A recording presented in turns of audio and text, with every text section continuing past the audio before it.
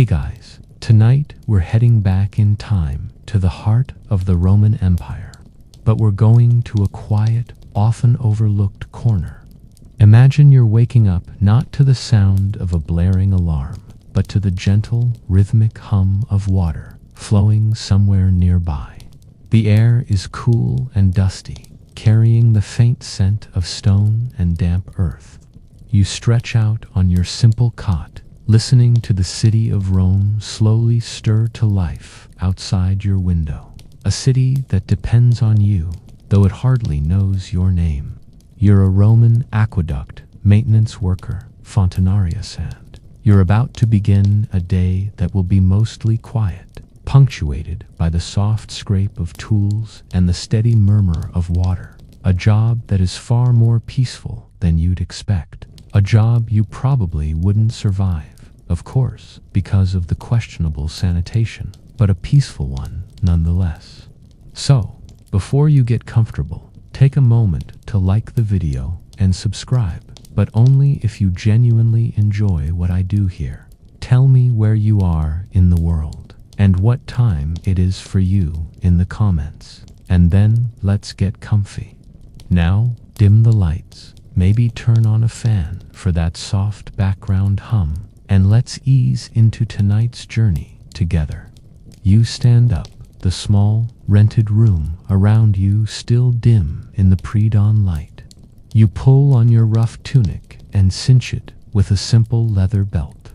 Your breakfast is a piece of bread dipped in wine, maybe a little cheese if you're lucky. Nothing extravagant, just enough to give you energy for the long day of walking. You listen again to that sound, the low, consistent rush of water. It's the very sound that brought you here, and it's the lifeblood of the city you're sworn to protect. This sound is a constant presence in your life, a lullaby and a call to duty all at once. It's the sound of the Aqua Appia, perhaps the oldest of Rome's aqueducts. Its water flowing in a covered channel below the ground, a constant unseen river that keeps the city alive. You leave your small insula, stepping out onto the cobblestone street as the sun's first rays are just beginning to paint the sky.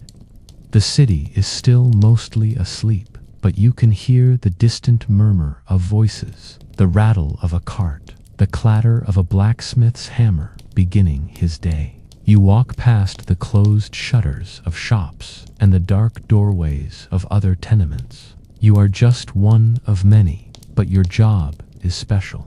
You are a keeper of the flow, a guardian of the city's most precious resource. Your journey begins not at a grand temple or a public bath, but at a modest gate, a point where the aqueduct emerges from its underground path and begins its final, majestic journey toward the heart of the city. The aqueduct, you know, is a marvel of engineering. Historians still argue whether the Romans understood the full extent of the complex mathematics and physics involved, or if they simply relied on a brilliant system of trial and error. But you don't need to know the why. You just need to know the how, and you know it well. You know every stone, every curve, every tiny imperfection in the channel you are tasked with maintaining. It's a relationship built on quiet observation and gentle care. And it's a relationship that begins now as the sun rises over the sleeping city. You approach the aqueduct, a massive structure of stone arches marching across the landscape. The sheer scale of it is humbling. This is the Aqua Claudia, maybe, or the Aqua Agno Novus, a towering testament to Roman ambition. You run your hand over a cold stone block, feeling the rough texture, the small indentations left by a long-dead stonemason's chisel. This is your office, your cathedral, and your quiet world. You are a small part of a very big machine, and that thought, for some reason, is deeply, profoundly peaceful. It's a kind of quiet immortality. knowing that the work of your hands contributes to something that will last for generations. The city wakes up, but you are already at work, a silent guardian of the flow. Your morning journey along the aqueduct's path is a sensory experience that most Romans, busy with their daily lives, never get to appreciate. The air, crisp and cool in the early light, is filled with a subtle, low-frequency hum. It's the sound of the water, a constant rush echoing through the stone arches. You walk not on the main roads, but on a narrow dirt path that follows the aqueduct's course. The path is soft under your sandals, a welcome respite from the city's hard cobblestones.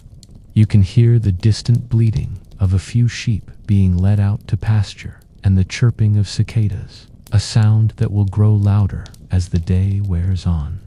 It's a peaceful soundtrack, a stark contrast to the cacophony of the city center. You are alone for now, just you and the silent, monumental structure you've sworn to maintain.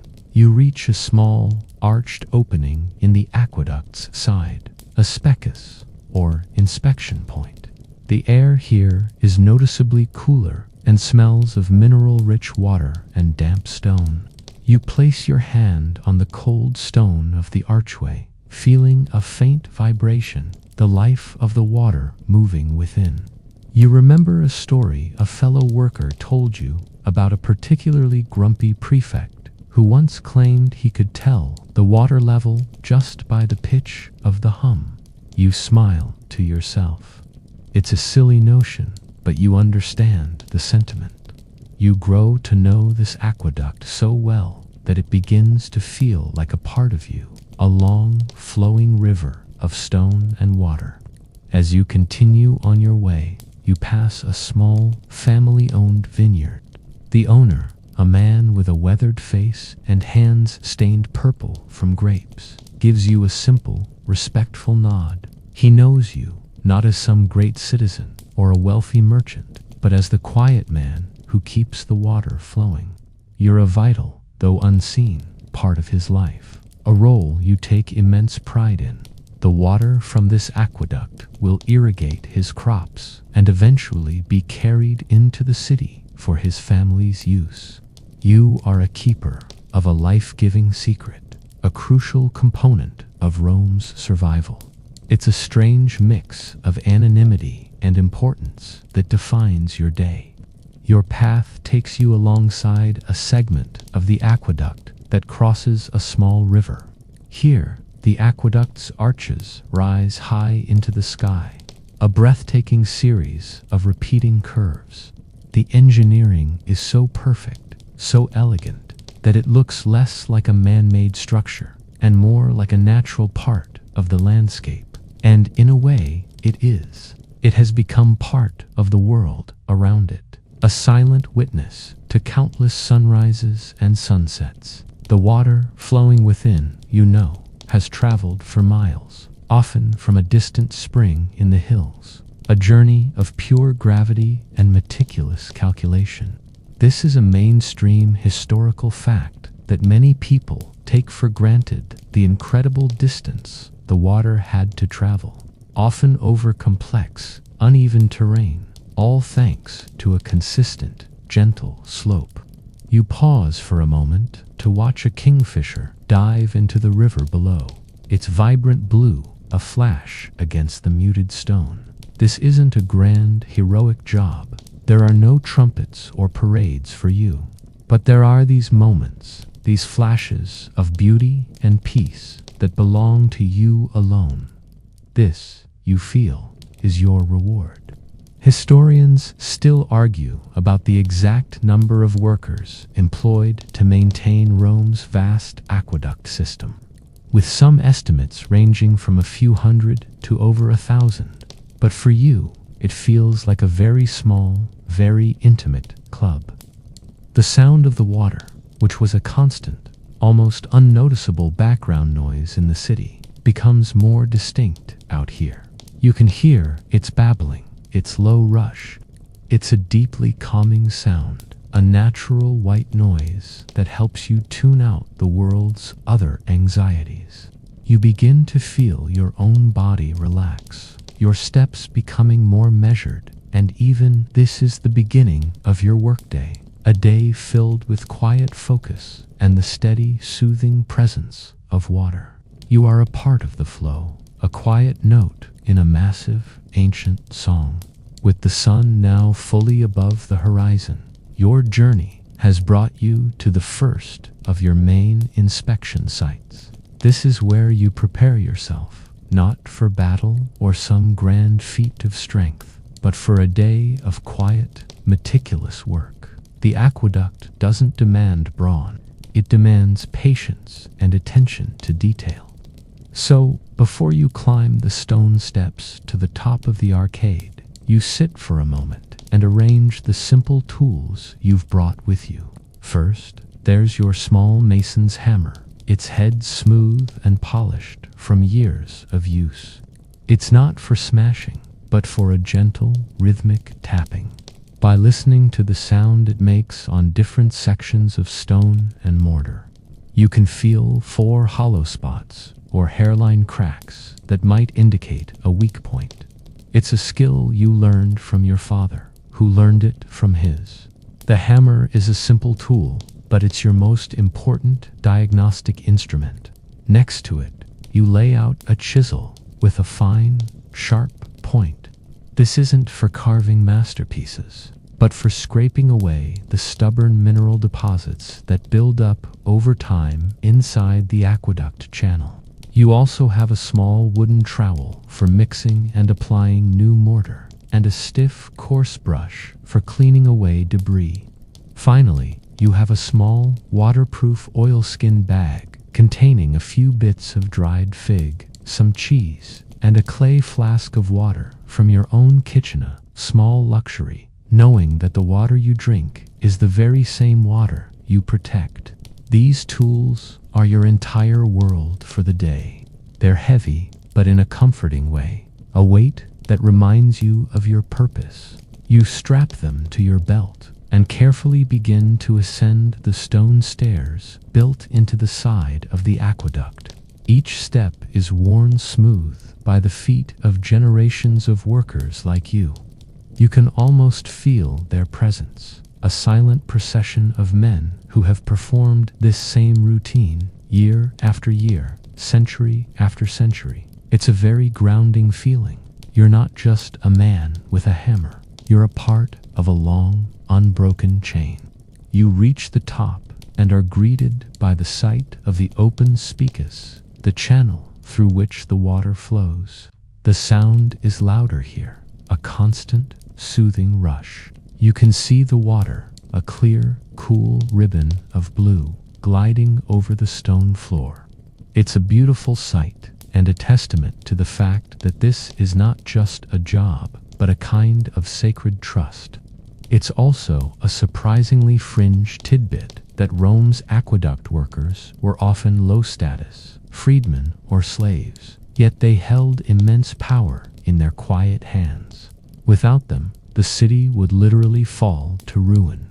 The air up here is clean and a little windy. You take a moment to look out at the landscape. Fields of green and gold stretch out to the horizon, dotted with olive trees and small farms. The city of Rome is still a hazy shape in the distance, a great, sprawling beast that is utterly dependent on this quiet, flowing ribbon. You feel a sense of peace that you wouldn't get stuck in the bustling forum or at a noisy gladiator match. This is your kingdom, a realm of water and stone and quiet. Your first task is simple, a visual inspection of the channel itself. You walk slowly, your eyes scanning the walls and floor of the speakers for any signs of trouble. You're looking for tiny cracks, for places where the mortar might be crumbling, or for signs of a buildup of calcification, a thick, chalky deposit left by the mineral-rich water. It's a slow, almost meditative process. You tap the walls with your hammer, listening for any telltale hollow sounds. The rhythm is a simple, calming tap, dash tap, dot dot, tap dash tap, dot dot. That becomes the new soundtrack to your day. You're not just looking for problems. You're listening to the aqueduct itself, trying to understand its voice. The hum of the water is a steady presence here, a low thrum that vibrates through the soles of your sandals. You duck inside the low archway, the air instantly cooler and thicker. The hut is nothing more than a small shelter, a place to get out of the sun and to access the aqueduct channel below. A wooden ladder, worn smooth by countless hands and feet, descends into the darkness. You carefully climb down, the wood creaking softly under your weight. As you descend, the sound of the water grows louder, a constant, soothing rush that fills your ears. At the bottom of the ladder, you find yourself in the spikus itself, the main channel of the aqueduct. The air here is a mixture of cool, damp stone and the fresh, clean smell of flowing water. You are a fontanarius, a quiet guardian of this subterranean river. Your job is not to divert or control this water, but simply to guide it, to make sure its journey is uninterrupted. This is a mainstream historical fact that many people don't consider, that maintaining the aqueducts required a dedicated, skilled workforce, not just engineers and builders. Your first task is to wade slowly through the water, your eyes scanning the walls of the channel. The stone here is covered in a fine layer of green algae and a milky white mineral deposit, the telltale sign of the water's long journey. You're looking for any sign of a leak, a tiny drip, or a wet patch on the stone that could indicate a crack. You remember a fellow worker joking once that the job of a fontanarius was simply to listen to the stones, a silly notion, but it had a grain of truth. You come to a spot where the mineral deposits, or calcareous sinter, have built up more thickly. It's a quirkier, fringe tidbit that this deposit, over centuries, was so strong it could be used as a building material itself, often called lapis tiburtinus or travertine. You scrape at the deposit with your chisel, the sound a quiet, rhythmic scrape, scrape, scrape. It's a slow, painstaking process, but you get into a meditative rhythm. Your mind drifts, not with worry or anxiety, but with the steady, quiet work of your hands. The water flows past your legs, a cool, constant presence. Historians still argue whether the water in all aqueducts was considered safe for drinking due to the lead pipes used in some distribution networks. But here, at the source, you have no such worries. The water is fresh from the spring, a natural gift from the hills. You let a small amount splash over your face, the coldness, a pleasant jolt in the cool darkness. The light that filters down from the opening above creates a shimmering pattern on the water's surface, dancing on the stone walls around you. You spend a quiet hour in this small section, scraping away deposits and checking the mortar between the stones. The work is simple, but the importance of it is not lost on you. Without this constant maintenance, the aqueducts would fail, and the city would be a very different and much dirtier place. Your quiet, peaceful work directly impacts the lives of thousands of people, from the emperor in his palace to the humblest citizen on the street. It's a humbling and deeply satisfying thought. You are a silent guardian of the city's health, a job that comes with no parades, no accolades, and no glory, only the quiet pride of a job well done, replaced by the gentle sounds of the world above. Climbing back up into the sunlight, you are met with a different perspective on the aqueduct. From up here, you can see the shimmering ribbon of water, and its quality is something you check constantly, almost subconsciously. You stop at a small, open section of the channel where a sluice gate allows a controlled amount of water to spill out. The water cascades down a series of stone steps, a quiet, gurgling sound. You cup your hands and let the cool liquid flow into them. The water itself is your most important patient. Its health is the city's health. You can tell a lot about the water just by looking at it. Is it cloudy or clear? Does it have a strange color? You can see the tiny grains of sand at the bottom of your cupped hands. Worker's job was simply to observe the water's quality with his own eyes. There were no chemical tests, no complex instruments, just your senses. You bring your hands to your nose and smell the water. It has a clean, earthy scent, like stone after a rainstorm.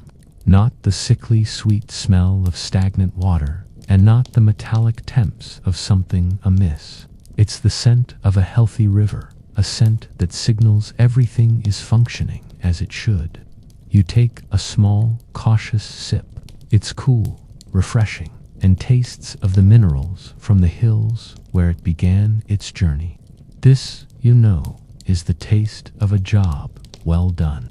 As you stand there, a cool breeze washes over you, carrying the sound of distant chatter.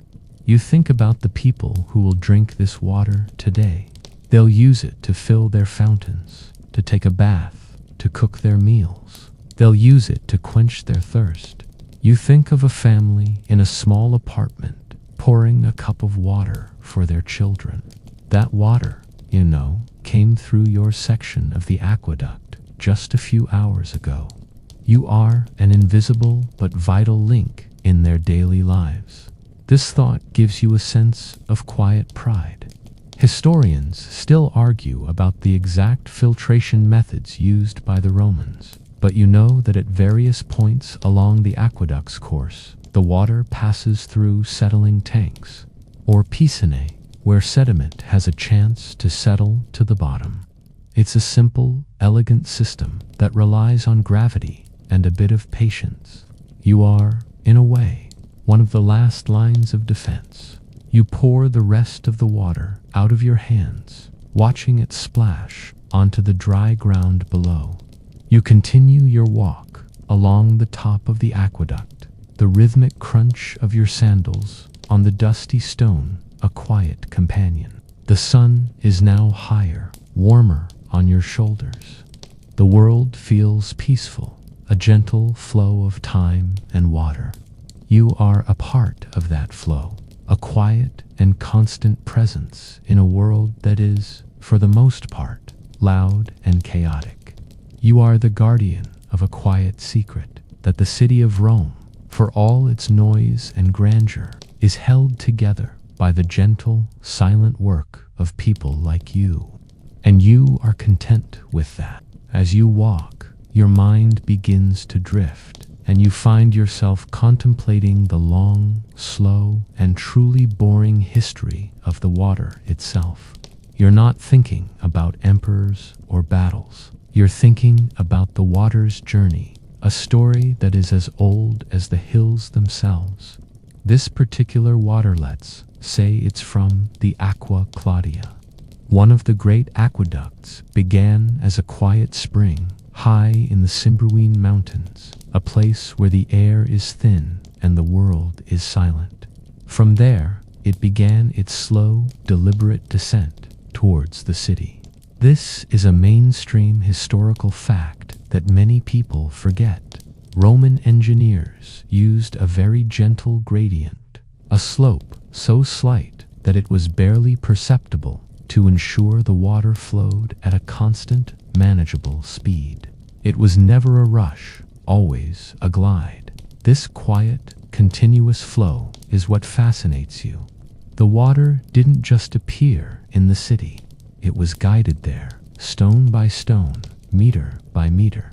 It's a fringe tidbit of Roman engineering history that some aqueducts were constructed with a series of tunnels and siphons to cross valleys. a testament to the ingenuity of the builders. The sheer scale of it all is mind-boggling, a project that took decades, sometimes a century, to complete. You feel a profound connection to this history. You are, in a very real way, the inheritor of a legacy of patience. The man who first laid these stones is gone, his name forgotten, but his work lives on. And your work, the simple act of maintaining the structure, ensures that it will continue to live on for generations after you are gone. This thought gives you a sense of peace. You are not a gladiator, fighting for fleeting glory in a dusty arena. You are a quiet custodian of something timeless, a keeper of the flow. You pause for a moment and lean against one of the large stone blocks that form the aqueduct's side. The stone is warm now from the sun. You close your eyes and just listen. The sound of the water, a constant, gentle hum, seems to fill your entire world. It's a sound that has accompanied your work for years, and it's a sound that is as deeply soothing as a lullaby. It's the sound of purpose, of something working exactly as it's meant to. Historians still argue whether the Romans had a truly comprehensive understanding of fluid dynamics, or if their success was more a result of practical, on-the-ground experience and a series of successful, time-tested methodologies. But for you, it doesn't matter. You don't need to understand the physics. You just need to appreciate the results. The result is this steady, life-giving flow. The result is the city's fountains, its baths, its clean streets. The result is the very life of Rome. You open your eyes and continue your walk, feeling a new lightness in your step. You are not just a maintenance worker. You are a participant in a grand, quiet history, a history of water and stone and patient, purposeful work. And as the sun rises higher and the world grows busier, you are grateful for this quiet world, this steady flow, this peaceful rhythm that defines your life. The aqueduct, you know, has a story, and you are a small but vital chapter in that story. Your path now leads you to a section where the aqueduct disappears underground again, a stretch of tunnel known as a spicus clivus. The entrance is a small, unassuming doorway in the side of a hill. You light a small oil lamp, the flame a flickering orange dot in the encompassing darkness. The air inside is cool and still, a welcome relief from the increasing heat of the sun. It's a sound that has accompanied countless workers like you over the centuries. A sound that is both a comfort and a constant reminder of the tunnel's purpose. The mainstream historical fact that many people forget is that much of the aqueduct system was not, in fact, the towering stone arches you see in pictures. The majority of it was this subterranean network of tunnels that snaked through the countryside, hidden from view. You are walking in a world unseen by most Romans, a world of darkness and quiet.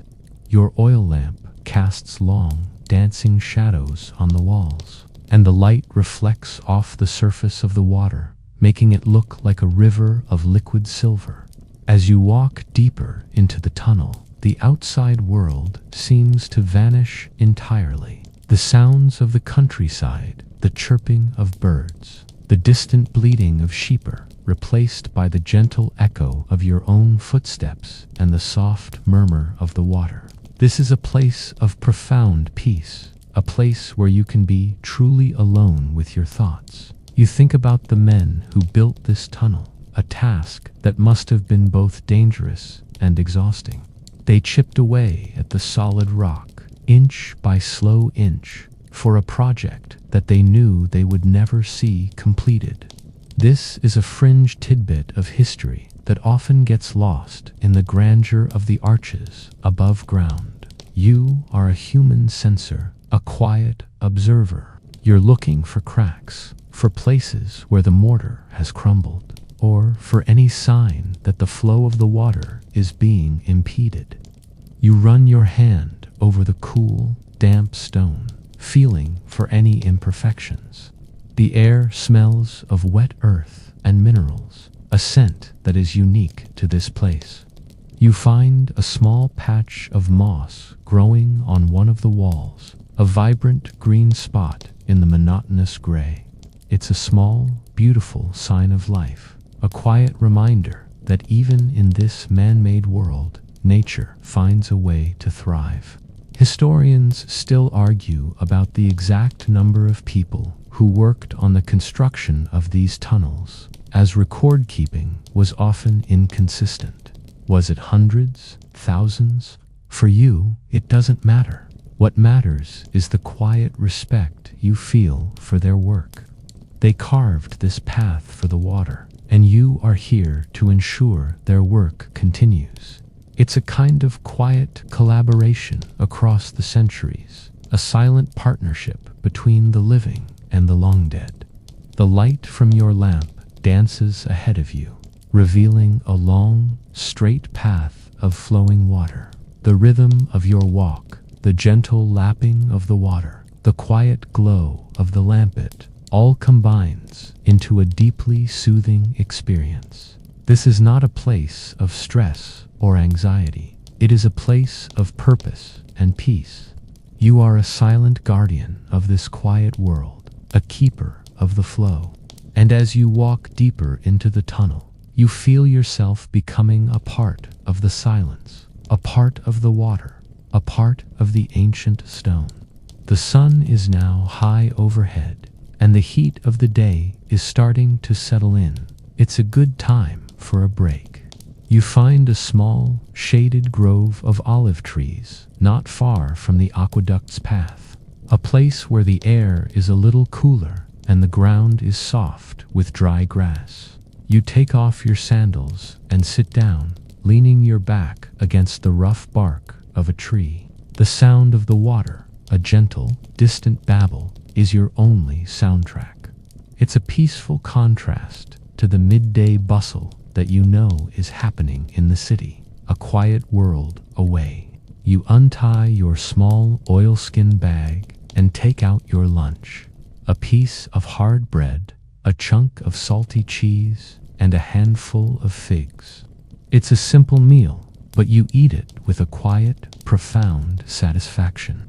The food tastes better out here, with the sun on your face and the breeze rustling the leaves above your head. You break a piece of bread and chew it slowly, savoring the texture and the simple taste. You think about the food your family will be eating in the city, a meal cooked with the water you are protecting. This is a mainstream historical fact that many forget. Your work didn't just provide drinking water. It was essential for the entire Roman food and sanitation system. As you eat, you reflect on the aqueduct itself. It's a project of immense scale, but your work is always small, always focused on the immediate. A crack here, a blockage there. It's a series of small, quiet victories. You remember a fellow worker once telling you that the aqueduct was like a giant, sleeping dragon, and your job was to keep it from waking up. It's a silly thought, a quirky, fringe tidbit that makes you smile, but you understand the sentiment. The aqueduct, when it works properly, is silent and unnoticeable. It's only when it fails that people pay attention, and your job is to ensure it never fails. You finish your meal and take a long, cool drink from your flask. The water is refreshing, and you are grateful for it. You lie back on the grass, closing your eyes. The sun feels warm and heavy on your eyelids. The sounds of the day seem to fade away, replaced by the gentle rustle of the leaves and the quiet, distant hum of the water. This is your life, a life of quiet repetition and simple purpose, and you wouldn't trade it for anything. You don't need the fame of a gladiator or the wealth of a senator. You have this quiet moment of peace and purpose. Historians still argue about the daily wages of a Roman maintenance worker. But for you, the money is enough. It provides for your family. It gives you this small, quiet existence. You are a part of the vast, intricate network that keeps Rome running, a silent, unseen cog in a massive machine. It's a good feeling, a peaceful feeling. You can feel the stress of the city, the noise and the chaos just melting away. You are in your element, a small, humble person in a vast, quiet world. You fall into a light doze, the sound of the water and the gentle warmth of the sun lulling you into a state of profound calm. After a short, peaceful rest, you continue your journey, your steps feeling lighter and more refreshed.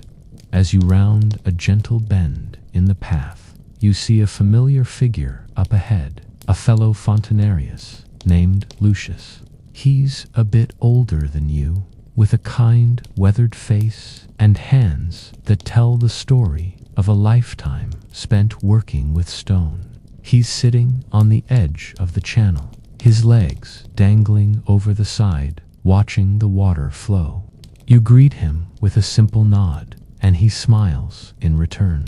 You sit down next to him, the two of you sharing a comfortable silence for a moment, listening to the water. This is a quiet social ritual, one that happens often out here in the quiet world of the aqueducts. The city is a place of endless talk, of shouting and debate and gossip. But out here, words are a luxury, and a quiet nod or a shared glance is often all that's needed. Lucius points with his chin to a spot on the opposite wall of the channel. "See that crack?" he says, his voice a low, gentle rumble. "Been watching it for a week now. It's not a problem yet, but I think it's getting bigger." You lean over and look. It's a hairline fracture, barely visible, but to a trained eye like Lucius's, it's a potential problem. You nod, making a mental note to check on it on your way back. This is a mainstream historical fact that is often overlooked. The aqueduct workers were a community, a quiet brotherhood that relied on shared knowledge and constant communication to keep the system running. You pull a small, flat stone from your pocket and skip it across the water's surface. A gentle, playful act that seems a bit out of place in this serious world. Lucius chuckles, a low, rumbling sound. He tells you a story, a quirky, fringe tidbit about the aqueduct system. He says he once found a small, perfectly preserved bird's nest inside a specus, built on a small ledge just above the water level. The mother bird, he said, had built it with moss and twigs, oblivious to the fact that it was in the middle of a man-made river. It's a small, beautiful story, one that speaks to the way that nature and man-made structures often intertwine in surprising ways. Historians still argue about the exact social structure of the Roman collegia or guilds for various professions, including the fontanarius. Was it a formal organization with a strict hierarchy, or was it a looser, more informal community of shared knowledge and mutual support? For you and Lucius, it doesn't matter. It feels like a brotherhood, a quiet network of men who understand the unique rhythm of this job. Lucius stands up and stretches, his bones cracking softly. "Well, back to it," he says. He gives you another nod, a gesture of silent understanding, and continues his walk down the aqueduct's path, his figure slowly growing smaller in the distance. You watch him go, feeling a quiet sense of connection. You are not alone in this peaceful, repetitive world. There are others like you, quiet guardians of the flow, and that thought is deeply comforting. The sun shines down on the two of you, two small figures in a vast, ancient world, united by the quiet work of your hands and the gentle hum of the water you protect. The quiet camaraderie with Lucius has given you a renewed sense of purpose, and you continue on your way, your eyes once again scanning the channel for any signs of trouble. You soon come to a section where the water is flowing a little slower, and the walls of the channel have a thicker, chalkier coating. This is the constant battle against calcification, the slow and silent enemy of the aqueduct.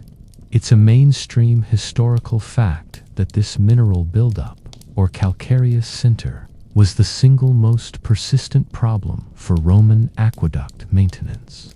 The water, having traveled over long distances, is rich with dissolved minerals, primarily calcium carbonate. Over time, these minerals settle out of the water and stick to the walls and floor of the channel, creating a hard, white crust.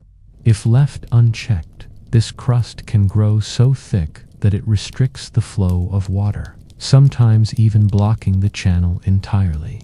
Your job, a quiet and tedious one, is to prevent this from happening. You kneel by the edge of the channel, pulling out your chisel and hammer. You begin the slow, rhythmic work of chipping away at the calcification.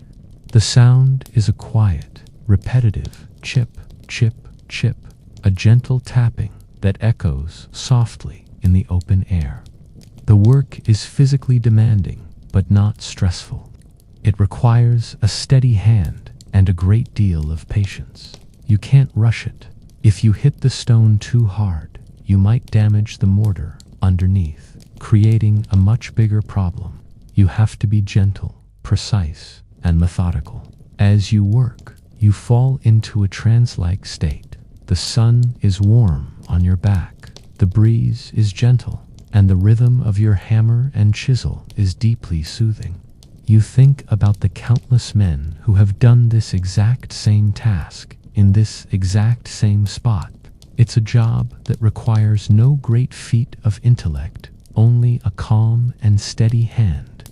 It's a fringe tidbit that the hardest parts of the calcification were often removed in large, flat sheets that could then be used in mosaics, or even as a type of rough building material.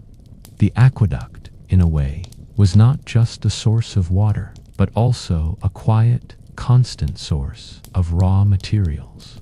You pause for a moment to rest your hands, the muscles in your forearms aching with the repetitive motion.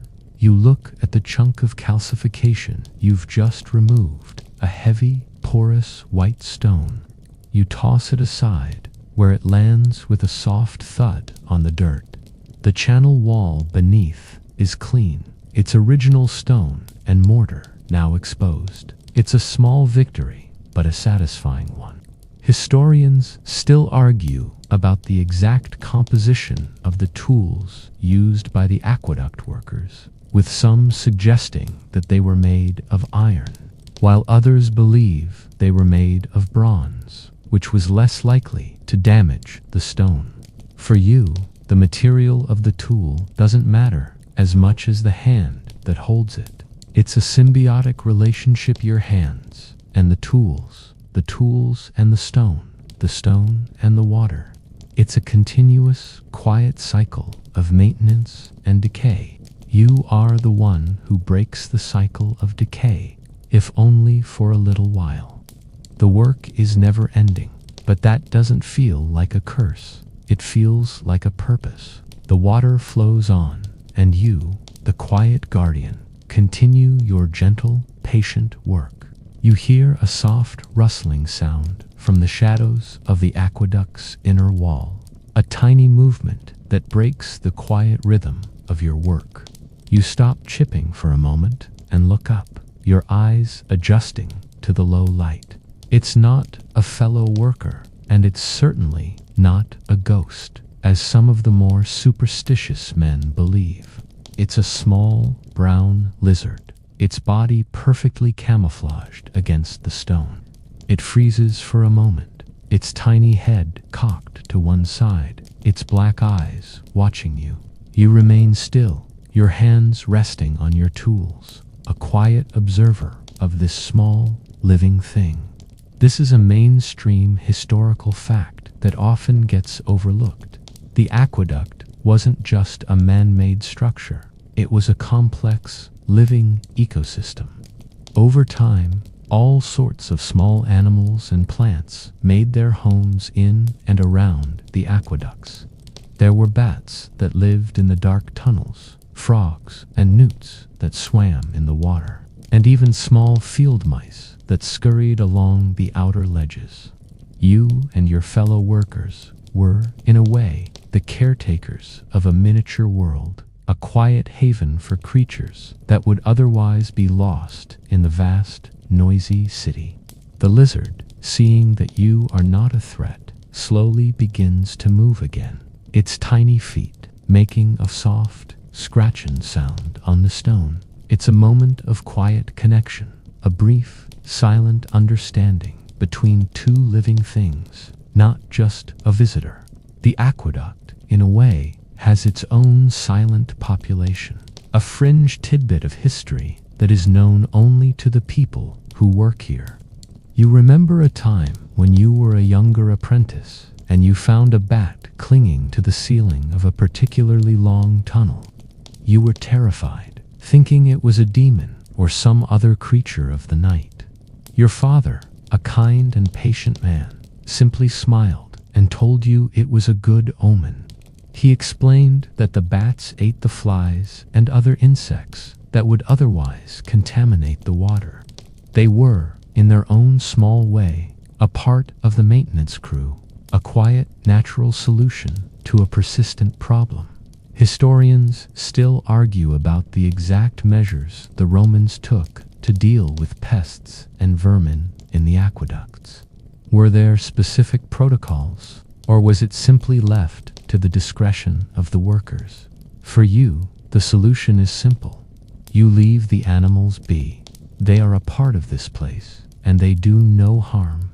You watch the lizard for a few more moments, its delicate movements, a quiet ballet on the rough stone. Then it vanishes into a crack, a silent, fleeting moment of beauty gone as quickly as it came. You pick up your chisel and hammer and resume your work. The rhythm of the chip, chip, chip returns, but it's now accompanied by a new sense of peace. You are not just working on a stone channel. You are working on a living, breathing thing. You are a quiet guardian of a fragile ecosystem, a silent caretaker of a hidden world. The aqueduct, you realize, is more than just a conduit for water. It is a home, a sanctuary, a quiet world within a world, and you are grateful to be a part of it. The sun has continued its slow, silent journey across the sky, and you feel the weight of the afternoon pressing down on you. As you continue your inspection, your mind begins to drift from the physical work to something a little more abstract, the very nature of flow itself. The water in the aqueduct is a perfect metaphor for this. It is a constant, unwavering stream, propelled not by force, but by a gentle, persistent downhill grade. It's a mainstream historical fact that Roman engineers were masters of this. They understood that a constant, slow flow was more reliable and less destructive than a fast, violent one. This gentle, unhurried flow is a reflection of your own life as a fontanarius. Your work is not a series of sudden, frantic emergencies. It is a slow, methodical process of observation and quiet maintenance. You are a human embodiment of the water's flow, a steady, constant presence that keeps everything running smoothly. You don't rush, you don't panic, you simply continue, day after day, in a gentle, peaceful rhythm. You stop for a moment and look at the water flowing past you. It seems to have a personality of its own. a quiet determination that you admire.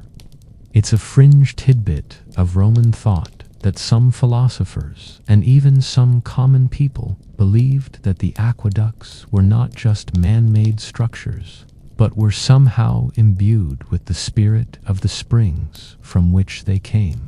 They were considered sacred, a living connection to the earth and its life-giving forces. This is a beautiful thought, a poetic way of looking at a simple stone channel, and you find yourself agreeing with it.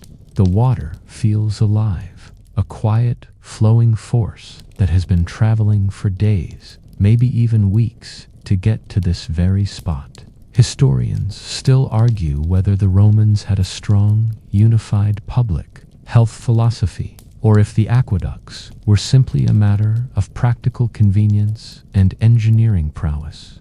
For you, the reason doesn't matter. The result is the same: clean water for the city.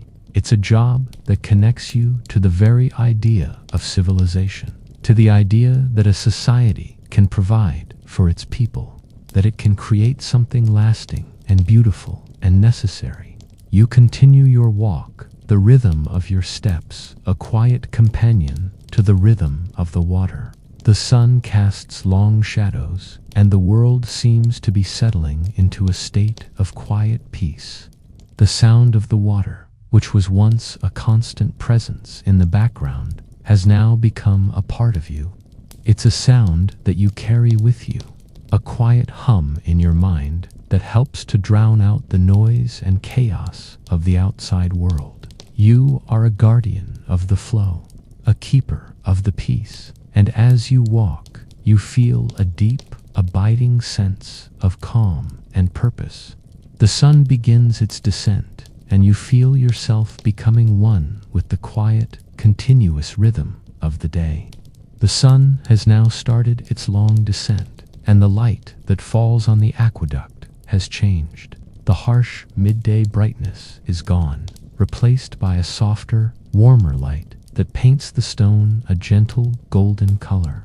You can feel the air beginning to cool, a quiet signal that the day is nearing its end.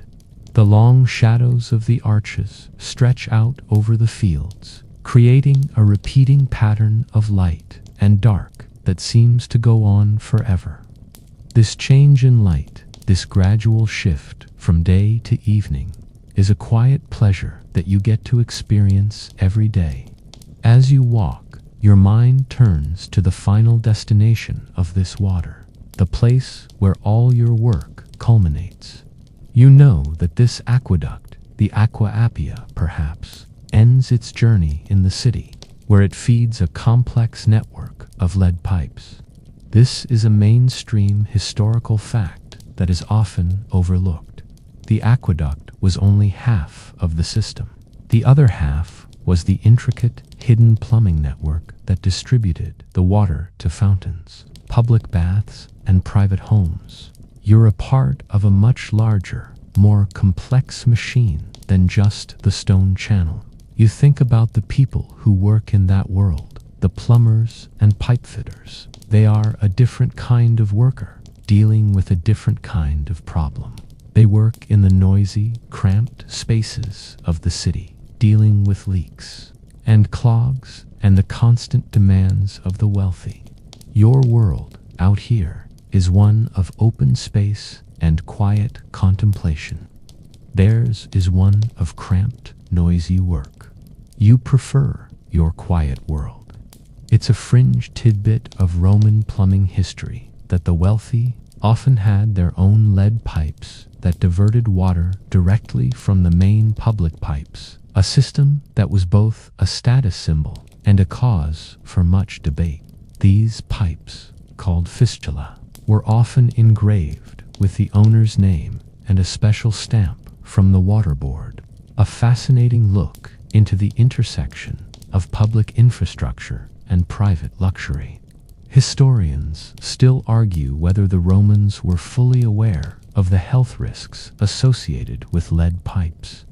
Was the lead-laden water slowly poisoning the wealthy, or was the constant flow of fresh water enough to mitigate the danger?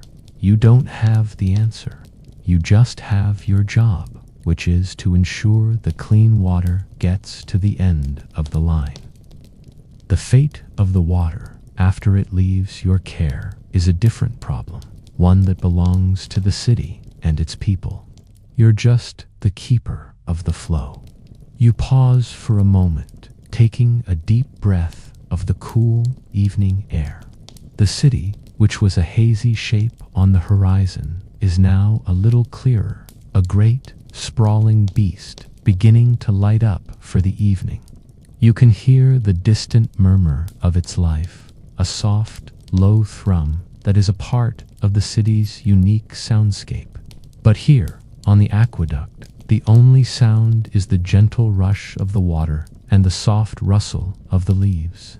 You are at the edge of two worlds, the quiet world of the countryside and the bustling world of the city. And you are the link that connects them. It's a powerful and peaceful feeling. You've reached the part of the aqueduct that you find most fascinating, a section that runs parallel to an old Roman road. The road is dusty and well-traveled, full of the noise and bustle of carts, merchants, and travelers. You can hear their voices, a low, constant hum that is a stark contrast to the quiet world of the aqueduct. But your mind isn't on the road, it's on what's underneath it. You know that beneath your feet, a network of lead pipes carries water from the aqueduct to the various fountains and public baths of the city. This is a mainstream historical fact that many people forget. A huge portion of Rome's plumbing system was made of lead pipes, or fistula. They were a marvel of engineering, a complex, interconnected system that brought water to every corner of the city. You, as a fontanarius, are the keeper of the source, but these plumbers are the keepers of the delivery system. You imagine a plumber down in a dark, cramped tunnel, fighting a leak with a blowtorch and a prayer. Your world is one of open air and slow work. Theirs is one of heat, noise, and constant emergencies. You're grateful for your quiet existence. It's a quirky, fringe tidbit that the lead pipes were often sealed with a mixture of lime and oil, a crude but effective sealant that was prone to leaking. These leaks were a constant problem and a great source of income for the plumbers. It's a very Roman way of doing things, a problem that creates its own solution and its own economy. You can't help but smile at the thought of it, the endless, circular dance of creation and decay. Historians still argue whether the Romans understood the toxicity of the lead pipes. Was the constant flow of fresh water enough to flush out the lead, or were the Romans slowly poisoning themselves with every drink? You don't have the answer. You just have your job, which is to ensure the clean water gets to the end of the line. The rest is someone else's problem. The sun is now a beautiful, fiery orange, and the shadows are long and dramatic. The world is a painting of light and color, and you are a small, quiet part of it, a silent guardian of the flow. Your walk brings you to a particularly challenging section of the aqueduct. You're walking on top of the structure, and from your vantage point, you see it a large crack in the stone wall of the channel. A problem far more significant than a bit of calcification or a few stray leaves. Water is seeping out, a steady, dark stain against the gray stone. This is a mainstream historical fact that you know all too well. Despite the Romans' incredible engineering, the sheer scale of the aqueduct system meant that structural failures were an unfortunate inevitability. This is a job that requires more than just a hammer and a chisel. It requires a call for help. You make your way to a small, stone-built watchtower, a common sight along the aqueduct's length. Inside, a fire is kept burning at all times. You light a small bundle of dry twigs from the fire and throw them into the air. The smoke rises, a dark column against the afternoon sky, a silent signal that a problem has been found. This is a fringe tidbit of Roman history. They had a rudimentary but effective signaling system, using smoke by day and fire by night to communicate problems along the vast length of the aqueducts. The signal is received by other watchtowers, and a team of workers will soon be dispatched to your location. You are not alone in this fight. You go back to the crack, kneeling beside it.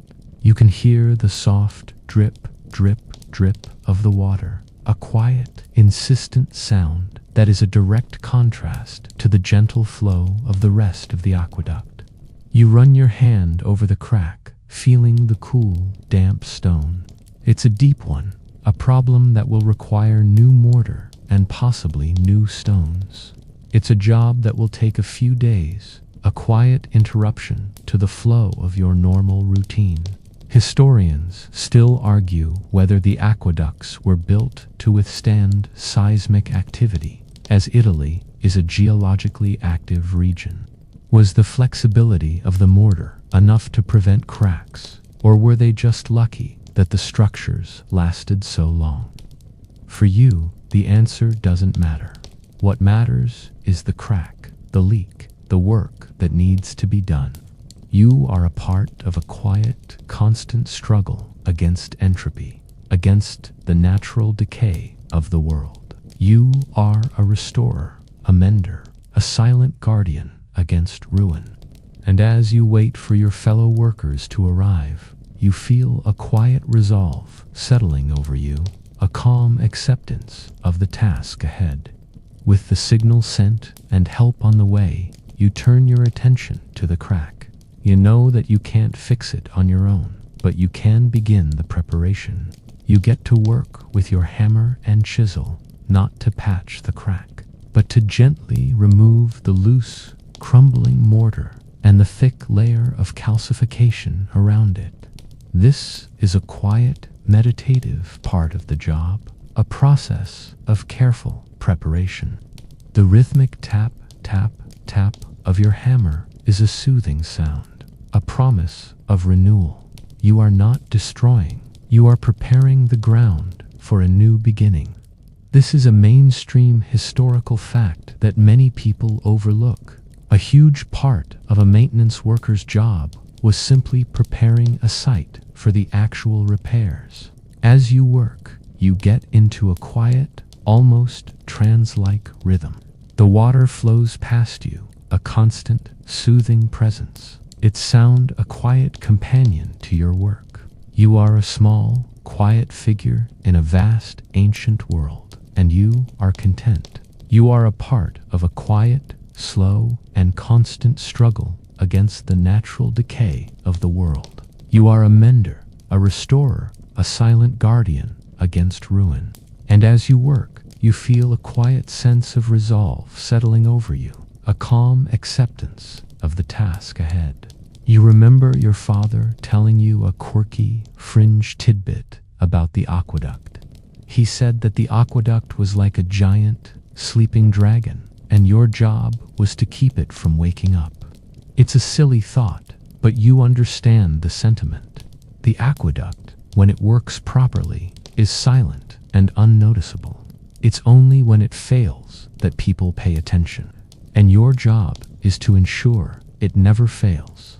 Historians still argue whether the aqueducts were built to withstand seismic activity, as Italy is a geologically active region.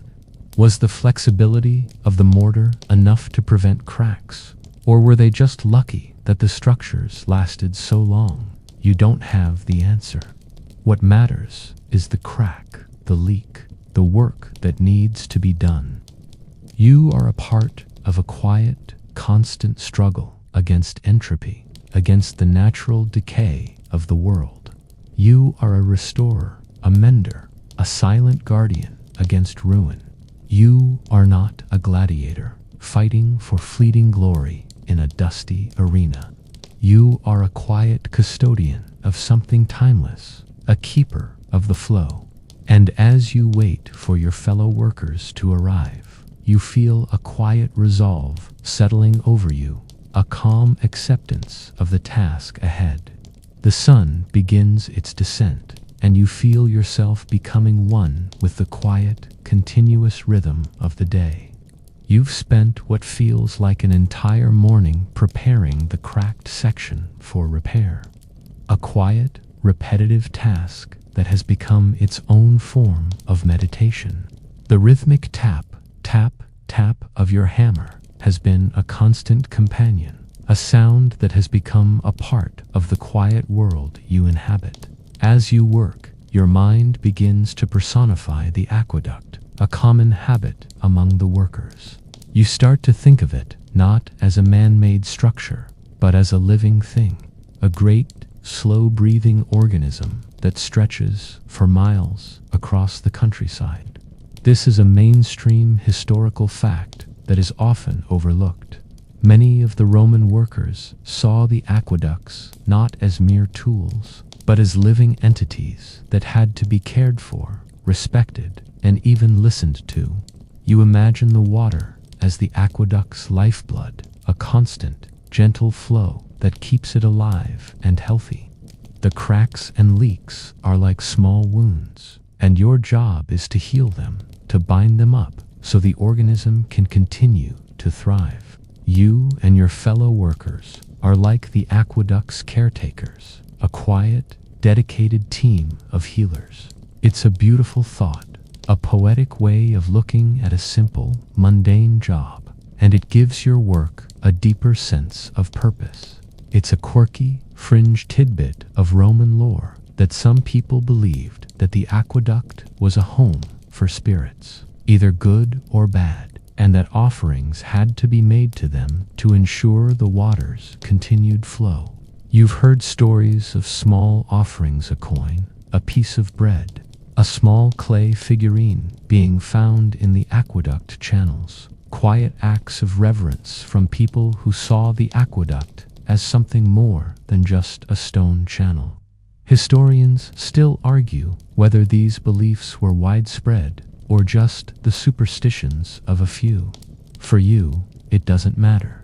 You don't need to believe in spirits to respect the aqueduct. You have a quiet, profound respect for the structure itself, for its longevity and its quiet power. It has outlasted emperors and wars, and it will continue to outlast you and your children. You are a small, temporary part of a much larger, much more permanent story. You finish your work for the moment, the area around the crack now clean and ready for the new mortar. You sit back on your heels, a quiet satisfaction settling over you. The sun is now low in the sky, and the air is cool and still. The sound of the water, a gentle, constant hum, seems to be a quiet applause for a job well done. You have done your part. You have cared for the great, sleeping organism, and you have ensured that its lifeblood will continue to flow. You are a silent guardian of a quiet world, and that is a truly good feeling. A quiet sound, a soft clack clack clack, breaks the silence of the late afternoon. It's a sound that doesn't belong to the aqueduct, and you turn your head to see two of your fellow workers approaching, their hammers and chisels clanking softly as they walk. Lucius is among them, his face serious and focused. The smoke signal worked. The quiet brotherhood of the aqueduct has answered the call. This is a mainstream historical fact that is often overlooked. The aqueduct maintenance workers were a tight-knit community, a quiet, decentralized team that relied on a simple but effective communication system to keep the system running.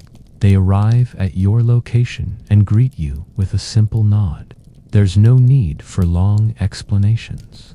You point to the crack, and they immediately get to work, their hands moving with the quiet competence of men who have done this 1,000 times. One of them, a young apprentice begins to mix a new batch of mortar from a small bag he carries, a concoction of lime and volcanic ash that you know will set hard and fast.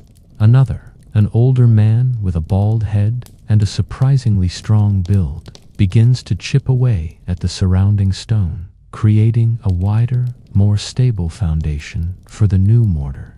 As they work, you feel a sense of relief and quiet companionship. You are not alone in this fight against decay.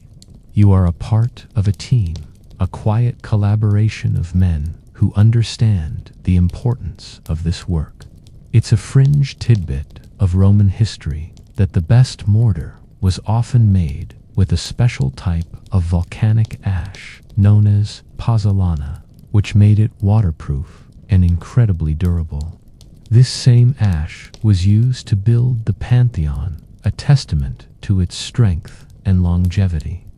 You watch the apprentice as he mixes the ash and lime, his movements slow and deliberate, a quiet craftsman at work. Historians still argue about the exact training process for these workers. Was it a formal apprenticeship that took years, or was it a more informal system of learning on the job from a father or a relative? For you, the answer is simple. You learned it from your father, who learned it from his. It's a tradition, a quiet passing of knowledge from one generation to the next. The tools of the trade are the same. The skills are the same. The quiet purpose is the same. The sun is now a beautiful, fiery orange, and the world is painted in shades of gold and purple. The work continues, a quiet ballet of hammers and chisels, a gentle struggle against the relentless march of time. The sound of the water, a gentle, constant hum, seems to be a quiet chorus to your work. You are a small, quiet figure in a vast, ancient world, and you are content. You are a part of a quiet, slow, and constant struggle against the natural decay of the world. Why? Oh, you are a mender, a restorer, a silent guardian against ruin. And as you wait for your fellow workers to arrive, you feel a quiet resolve settling over you, a calm acceptance of the task ahead. The sun is now a fat orange orb sinking below the horizon, and the world is bathed in a soft, golden light. As you work with Lucius and the others, your mind drifts to the larger purpose of your work. You are a fontanarius, a quiet guardian of the city's water, and your work, though humble, is of paramount importance. You think about the people who will drink this water tomorrow, a huge portion of Rome's citizenry, from the richest senators to the poorest slaves. A mainstream historical fact that is often overlooked is that the aqueducts provided water for public fountains, baths, and latrines, which were essential for public health and hygiene. The aqueduct system, in a very real way, was the backbone of Roman public life. You think about the public baths, or thermae, the great sprawling complexes where all citizens, regardless of social status, could come to bathe, socialize, and relax. You imagine a family spending a quiet afternoon there, the children splashing in the cool water, the adults chatting and gossiping.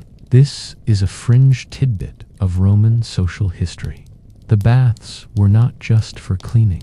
They were a central part of Roman social life, a place where business was conducted and friendships were forged. And all of it, every splash and every drop, was made possible by the quiet, constant work of people like you. Historians still argue about the exact quality of the water in all the aqueducts. Was it all equally clean and safe to drink? Or was some of it reserved for irrigation or industrial use? For you, the answer doesn't matter. Your job is to ensure that the water in your section of the aqueduct is clean and flowing, a constant source of life for the city. You are a part of a quiet, constant struggle against entropy, against the natural decay of the world. You are a mender, a restorer, a silent guardian against ruin. And as you work, you feel a quiet resolve settling over you, a calm acceptance of the task ahead. The light is fading now, and the stars are beginning to appear, quiet pinpricks of light in the vast, darkening sky. The work on the crack is progressing well, a small team of men working together in a quiet, focused way. There is no shouting, no panic, just the quiet tap, tap, tap of hammers and the low murmur of conversation. You feel a deep sense of peace, a quiet contentment that comes from a job well done.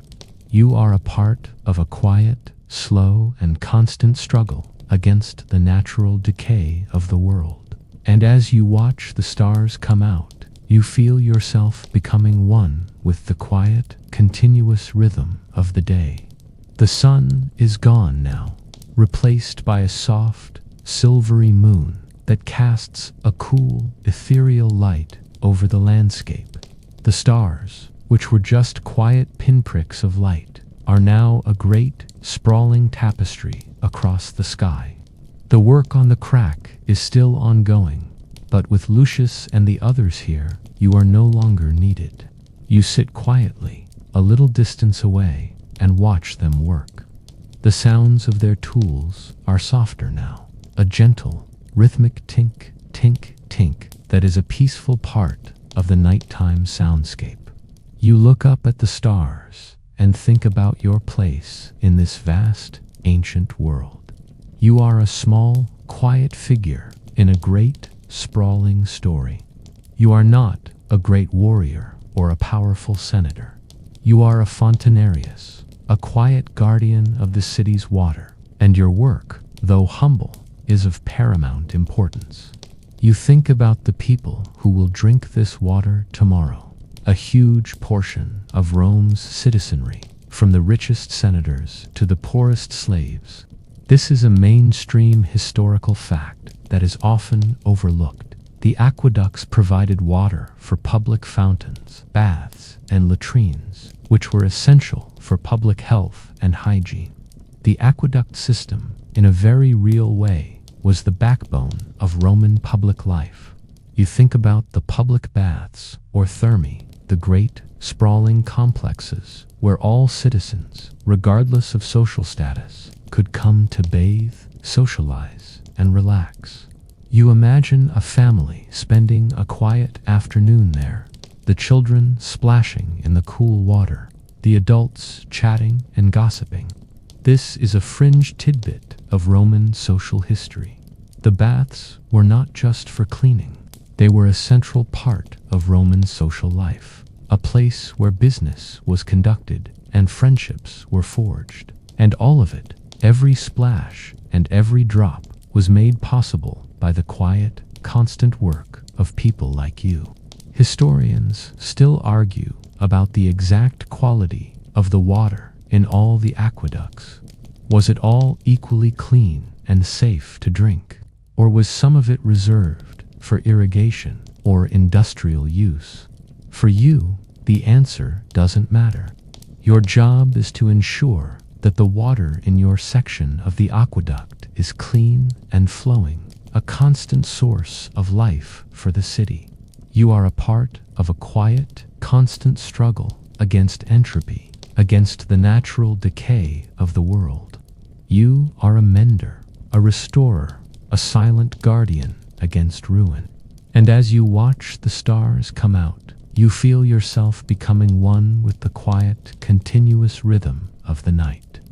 The moon casts long shadows, and the world is painted in shades of gold and purple. The work continues, a quiet ballet of hammers and chisels, a gentle struggle against the relentless march of time. The work on the crack continues into the night, the soft moonlight illuminating the quiet, methodical work of your fellow fontanarius. You sit on a cool stone, watching them work, your mind quiet and peaceful.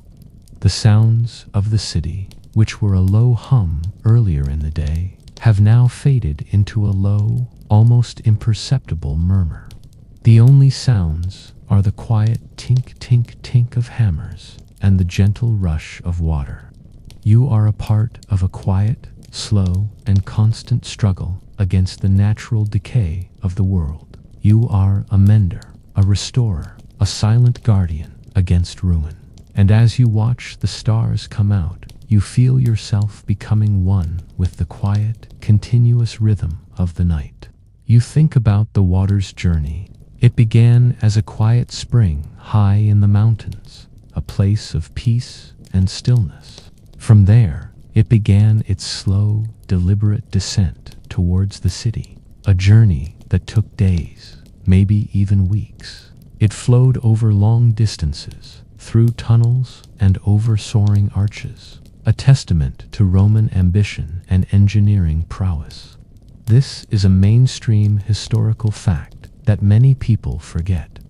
A huge portion of Rome's aqueduct system was a subterranean network of tunnels that snaked through the countryside, hidden from view. You are walking in a world unseen by most Romans, a world of darkness and quiet. Your oil lamp casts long dancing shadows on the walls, and the light reflects off the surface of the water, making it look like a river of liquid silver. You remember a fringe tidbit of Roman engineering history. Some aqueducts were constructed with a series of tunnels and siphons to cross valleys, a testament to the ingenuity of the builders. The sheer scale of it all is mind-boggling, a project that took decades, sometimes a century, to complete. You feel a profound connection to this history. You are, in a very real way, the inheritor of a legacy of patience. The man who first laid these stones is gone, his name forgotten, but his work lives on. And your work, the simple act of maintaining the structure, ensures that it will continue to live on for generations after you are gone. Historians still argue about the exact number of people who worked on the construction of these tunnels, as record keeping was often inconsistent. Was it hundreds, thousands? For you, it doesn't matter. What matters is the quiet respect you feel for their work. They carved this path for the water, and you are here to ensure their work continues. It's a kind of quiet collaboration across the centuries, a silent partnership between the living and the long dead. The moon casts long shadows, and the world is painted in shades of silver and black. The work continues, a quiet ballet of hammers and chisels, a gentle struggle against the relentless march of time. The sound of the water, a gentle, constant hum, seems to be a quiet chorus to your work. You are a small, quiet figure in a vast, ancient world, and you are content. You are a part of a quiet, slow, and constant struggle against the natural decay of the world. And as you watch the moon cast its light on the quiet work of your hands, you feel a deep sense of peace. The work on the crack is nearly finished, and Lucius and the others are starting to pack up their tools. You are still sitting on the cool stone, your mind a peaceful blank, and you think about the permanence of this structure. It's a mainstream historical fact that many of the Roman aqueducts have survived for thousands of years, a testament to their incredible engineering and the diligent work of people like you. You look at the massive stone arches stretching across the landscape, and you feel a profound sense of awe. This structure has outlasted emperors and wars. It has seen the rise and fall of great families, and it will continue to stand long after you and your children are gone. This thought, which for some might be depressing, is for you a source of quiet comfort. You are a part of something that is bigger than yourself, something that will continue to provide for the city long after your own story has ended. It's a kind of quiet immortality, knowing that the work of your hands contributes to something that will last for generations. You are a fringe tidbit of Roman history yourself, an anonymous worker whose hands built and maintained the structures that are now the stuff of legend. You are a part of that legend, even if your name is never spoken.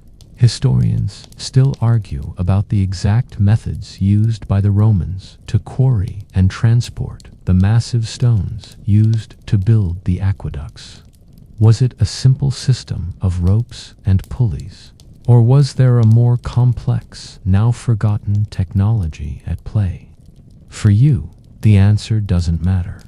What matters is the stone itself, the rough, ancient rock that you have spent your life working with. You run your hand over the cool, smooth surface of the stone, feeling its age, its quiet strength. It's a feeling that connects you to the past and the future, a quiet bond that transcends time. The stars are now a great, sprawling tapestry across the sky, and the moon casts a silvery light over the world. The work on the crack is finished, the new mortar a dark, wet patch against the old, weathered stone. The drip, drip, drip of the water has stopped, replaced by the gentle, constant hum of the flow. The work is done. You stand up, your body tired but your mind at peace. You are a small, quiet figure in a vast, and you are content. You are a part of a quiet, slow, and constant struggle against the natural decay of the world. And as you begin your walk home, you feel a deep sense of peace. With the work finished and your fellow workers beginning their journey back to the city, you too start your walk home. The air is cool and still, and the world is painted in shades of silver and black. The sounds of the day have faded away, replaced by the quiet sounds of the night, the chirping of crickets, the rustle of leaves, the distant hoot of an owl. You are walking along the same path you walked this morning, but it feels different now. The world is quieter, more peaceful, and you are filled with a sense of quiet contentment. You think about the aqueduct, a quiet, constant presence in your life. It's a mainstream historical fact that for thousands of years, the aqueducts of Rome have served as a testament to human ingenuity and the power of a quiet, methodical purpose. The aqueduct is not just a stone channel. It's a living, breathing thing, a quiet, constant presence that has shaped the history of the city and the lives of its people. You are a small, quiet figure in a vast, ancient world, and you are content. You are a part of a quiet, slow, and constant struggle against the natural decay of the world. You are a mender, a restorer, a silent guardian against ruin, and as you walk home, you feel a deep sense of peace. You are a fringe tidbit of Roman history yourself, an anonymous worker whose hands built and maintained the structures that are now the stuff of legend. You are a part of that legend, even if your name is never spoken.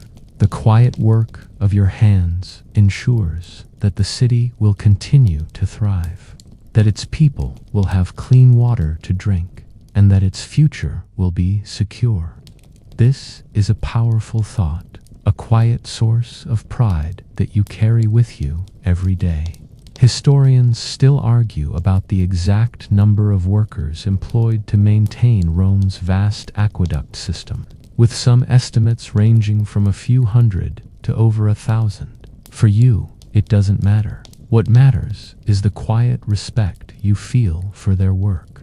They carved this path for the water, and you are here to ensure their work continues. It's a kind of quiet collaboration across the centuries, a silent partnership between the living and the long dead. You arrive at the outskirts of the city, and the low, almost imperceptible murmur of its life begins to grow a little louder.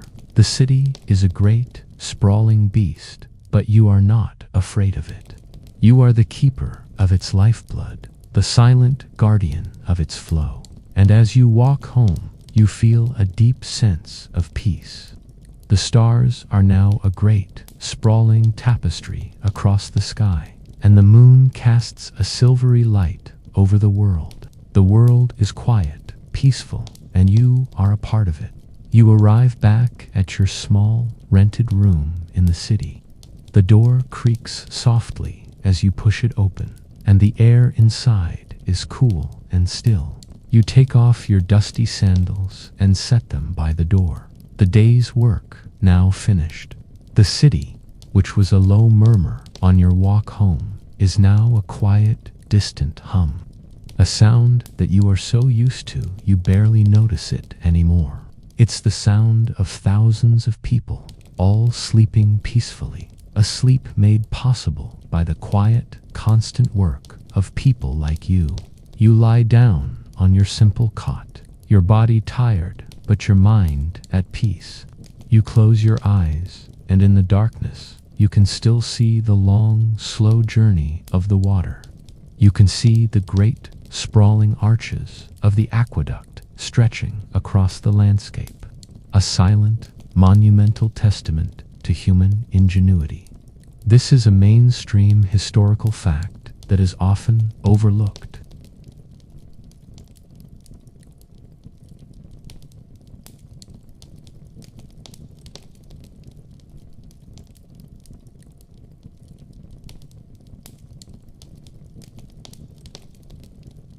You are a part of a quiet, slow, and constant struggle against the natural decay of the world. You are a mender, a restorer, a silent guardian against ruin. And as you lie there in the quiet darkness, you feel a deep sense of peace. You are a fringe tidbit of Roman history yourself, an anonymous worker whose hands built and maintained the structures that are now the stuff of legend. You are a part of that legend, even if your name is never spoken. The quiet work of your hands ensures that the city will continue to thrive, that its people will have clean water to drink, and that its future will be secure. This is a powerful thought, a quiet source of pride that you carry with you every day. Historians still argue about the exact number of workers employed to maintain Rome's vast aqueduct system, with some estimates ranging from a few hundred to over 1,000. For you, it doesn't matter. What matters is the quiet respect you feel for their work. They carved this path for the water, and you are here to ensure their work continues. It's a kind of quiet collaboration across the centuries, a silent partnership between the living and the long dead. You feel yourself becoming one with the quiet, continuous rhythm of the night. The city is sleeping now, a great, silent beast, and you, the keeper of its lifeblood, are also sleeping, a quiet, peaceful part of the vast, ancient world. You are a small, quiet figure in a vast, ancient world, and you are content. You close your eyes, and the sounds of the day, the quiet tap, tap, tap of your hammer, the gentle rush of water, and the low hum of the city, all begin to merge into a single, soothing sound. This is a quiet, peaceful sound, a natural white noise that helps you to drift off to sleep. In your mind, you can see the aqueduct, a great, sprawling serpent of stone and water, winding its way through the quiet countryside. You are a small, quiet figure in a vast, ancient world, and you are content. You are a part of a quiet, slow, and constant struggle against the natural decay of the world. You are a mender, a restorer, a silent guardian against ruin. And as you lie there in the quiet darkness, you feel a deep sense of peace. You are a fringe tidbit of Roman history yourself, an anonymous worker whose hands built and maintained the structures that are now the stuff of legend. You are a part of that legend, even if your name is never spoken. The quiet work of your hands ensures that the city will continue to thrive, that its people will have clean water to drink, and that its future will be secure. This is a powerful thought, a quiet source of pride that you carry with you every day. Historians still argue about the exact number of workers employed to maintain Rome's vast aqueduct system, with some estimates ranging from a few hundred to over 1,000. For you, it doesn't matter. What matters is the quiet respect you feel for their work. They carved this path for the water, and you are here to ensure their work continues. It's a kind of quiet collaboration across the centuries, a silent partnership between the living and the long dead. You are a small, quiet figure in a vast, ancient world, and you are content. You are a part of a quiet, slow, and constant struggle against the natural decay of the world. You are a mender, a restorer, a silent guardian against ruin. And as you watch the moon cast its light on the quiet work of your hands, you feel a deep sense of peace. The world is quiet, peaceful, and you are a part of it. The stars are now a great, sprawling tapestry across the sky, and the moon casts a silvery light over the world. The world is quiet, peaceful, and you are a part of it. You drift off, a quiet dream of water beginning to form in your mind. The water is clear and cool, a constant, gentle flow that carries you along, a quiet, peaceful river that has no beginning and no end. You are a part of it, a quiet, constant presence in a world that is, for the most part, loud and chaotic. You are a silent guardian of the city's water, a quiet keeper of its flow, and you are at peace. You lie on your cot, the world outside, a quiet, distant hum. Your day's work is done, and your mind is now free to drift into the quiet world of dreams. You dream of the aqueduct, not as a stone channel, but as a long, flowing river, a constant, peaceful presence in a world of change. You are a small, quiet figure in a vast, ancient world, and you are at peace. The water is clear and cool, a constant, gentle flow that carries you along. A quiet, peaceful river that has no beginning and no end. You are a part of it, a quiet, constant presence in a world that is, for the most part, loud and chaotic. You are a silent guardian of the city's water, a quiet keeper of its flow, and you are at peace. You dream of the great, sprawling arches of the aqueduct stretching across the landscape, a silent, monumental testament to human ingenuity. You dream of the water, a constant, gentle flow that fills the public baths and fountains of the city, a source of life and health for thousands of people. You dream of the quiet companionship of your fellow workers, a silent brotherhood of men who understand the importance of your work. You are a small, quiet figure in a vast, ancient world, and you are at peace. The quiet work of your hands ensures that the city will continue to thrive, that its people will have clean water to drink, and that its future will be secure. This is a powerful thought, a quiet source of pride that you carry with you every day. Historians still argue about the exact number of workers employed to maintain Rome's vast aqueduct system, but for you, it doesn't matter. What matters is the quiet respect you feel for their work. They carved this path for the water, and you are here to ensure their work continues. It's a kind of quiet collaboration across the centuries, a silent partnership between the living and the long dead. You feel yourself becoming one with the quiet, continuous rhythm of the night. The city is sleeping now, a great, silent beast, And you, the keeper of its lifeblood, are also sleeping, a quiet, peaceful part of the vast, ancient world. You are a small, quiet figure in a vast, ancient world, and you are content. You are a part of a quiet, slow, and constant struggle against the natural decay of the world.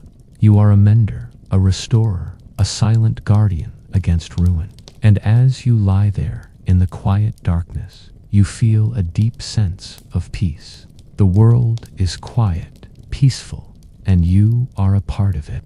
The stars are now a great, sprawling tapestry across the sky, and the moon casts a silvery light over the world. The world is quiet, peaceful, and you are a part of it. The gentle sound of the water, a constant, soothing hum, is the last thing you hear before you drift off into a deep, peaceful sleep. Now, your day is truly done. The long journey is over. The work of your hands complete. The gentle sound of water is a quiet lullaby, a constant, peaceful rhythm that will carry you through the night. You are safe. You are warm. The world outside can be loud and chaotic, but here, in the quiet darkness, there is only peace. You can feel your own breathing, a slow, steady rise and fall. You are a part of a very old, very quiet story, a story of stone and water and patient, purposeful work. And now, that story is a part of your dreams. Let the gentle flow of the aqueduct take you. Let the soft whispers of ancient stone guide you to a place of profound rest. Sweet dreams.